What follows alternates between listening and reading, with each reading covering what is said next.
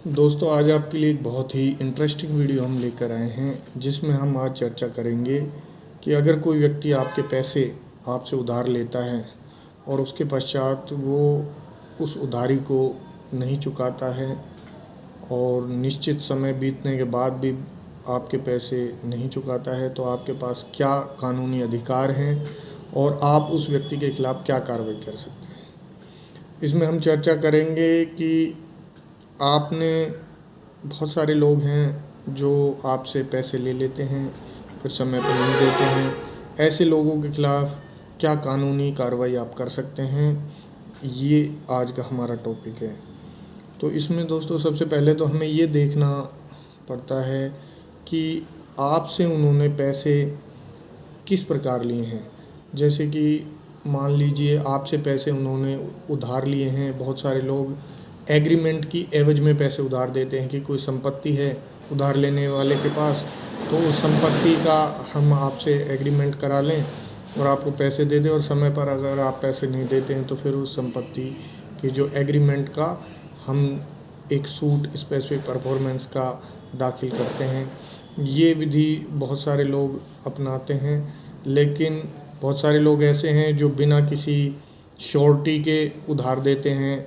दोस्त को या किसी जानकार को या किसी रिश्तेदार को पैसे उधार दे देते हैं और बदले में कोई श्योरिटी नहीं लेते हैं, कोई लिखित इंस्ट्रूमेंट नहीं लिखवाते हैं, या ऐसा कोई भी उनके पास सबूत नहीं होता कि उन्होंने पैसे दिए हैं। तो ऐसे लोगों के खिलाफ़ क्या कार्रवाई कर सकते हैं, इस पर हम चर्चा करेंगे। तो देखिए, इस पर सबसे पहले तो हमें ये देखना होता है कि हमने जो पैसे दिए हैं वो उसके तथ्य क्या हैं। मतलब हमारा जो मैटर है, हमने जो आपका जो केस बनता है उसके तथ्य क्या हैं। आपने किसी गवाहों के माध्यम से दिया है, या आपने पैसा डायरेक्टली दिया है, या ऑनलाइन मोड से दिया है, या चेक द्वारा दिया है, ये देखना होता है। अगर आपने किसी बिजनेस ट्रांजैक्शन में पैसा दिया है तो वो भी देखा जाता है, उसके लिए भी अलग कानूनी कार्रवाई है। तो हमारे पास जो ऑप्शन है, हमारे पास दो ऑप्शन हैं। अगर कोई पैसा ले लेता है आपसे उधार और नहीं देता है तो दो ऑप्शन हैं। पहला ऑप्शन है कि आप उसके खिलाफ़ सिविल कार्रवाई करें, सिविल सूट लाएं, रिकवरी सूट। सिविल सूट लाने के लिए आपको न्यायालय के माध्यम से कोर्ट फीस जमा करनी होगी, और आपको कोर्ट फीस जमा करने के पश्चात आपको कोर्ट में ये मामला अपना प्रूव करना पड़ेगा कि आपने उसको पैसे उधार दिए थे, और फिर आप उससे पैसे की रिकवरी कर सकते हैं।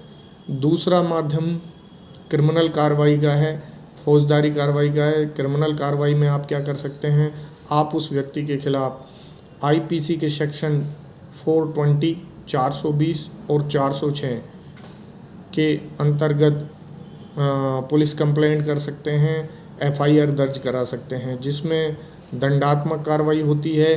पुलिस इस मामले का इन्वेस्टिगेशन करती है, और अगर पुलिस इन्वेस्टिगेशन में पाती है कि उस व्यक्ति ने आपको चीट करने के उद्देश्य से आपसे पैसे लिए थे और आपके पैसे नहीं चुकाए हैं, तो पुलिस उसके खिलाफ़ न्यायालय में चालान पेश कर सकती है और उस व्यक्ति को ट्रायल के पश्चात आप दंड दिला सकते हैं। तो ये दो कार्रवाई हमने आपको बताई, और इसमें कई जो और भी चीज़ें हैं जो हम देखते हैं कि कुछ व्यक्ति चेक के माध्यम से दे देते हैं। चेक आपसे ले लेते हैं एक स्पेसिफिक डेट का, और उस डेट के अवधि के पूरे होने के पश्चात आपका चेक जो है वो अपने बैंक में लगाते हैं, और उसमें अगर पेमेंट नहीं होता है तो फिर आप चेक बाउंस का केस नेगोशिएबल इंस्ट्रूमेंट एक्ट के तहत, उनकी धारा 138 के तहत उनके खिलाफ़ आप चेक बाउंस का भी परिवाद कर सकते हैं, न्यायालय के माध्यम से परिवाद कर सकते हैं। और उस कंप्लेंट में आपको चेक, असल चेक, और जो चेक बाउंस का मेमो बैंक देता है वो, और आपने अपने जो वकील के माध्यम से जो लीगल नोटिस दिया था वो, ये सभी दस्तावेज आप इकट्ठा करके और न्यायालय के माध्यम से परिवाद डाल सकते हैं। तो ये कुछ तरीके हैं जिनके माध्यम से आप अपने जो उधार दी गई रकम है उसकी रिकवरी कर सकते हैं। धन्यवाद दोस्तों। आगे मिलते हैं अगले वीडियो में।